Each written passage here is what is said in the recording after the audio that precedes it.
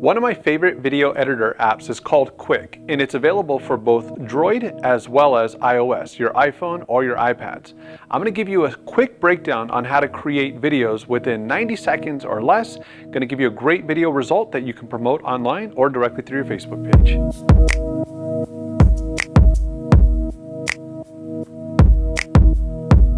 First thing we're going to do is to open up the application Quik. Now you should have photos and video clips already on your digital device. So whether they're professional photos from your photographer or you showing up at the property and recording some quick videos.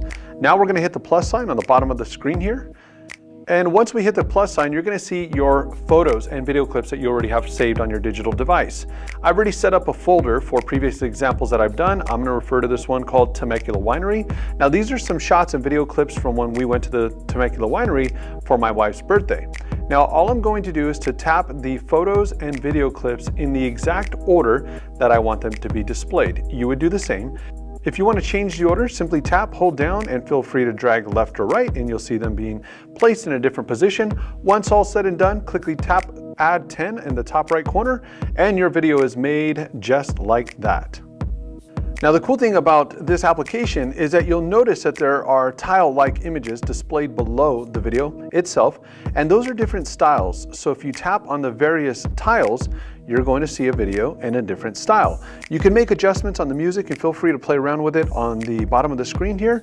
Now when it's all done, what you're going to want to do is to tap Save on the bottom right corner. Once you tap Save, don't share this video directly to your Facebook or your Instagram account, but rather save it to your photo library. By saving it to your photo library, you're now going to have the device directly on your iPhone or your iPad or your Droid device, and then you can have the video directly uploaded to your Facebook page. That way, when somebody sees it on their mobile phone, it's already auto-playing. It's one of the most important tips that many real estate agents forget.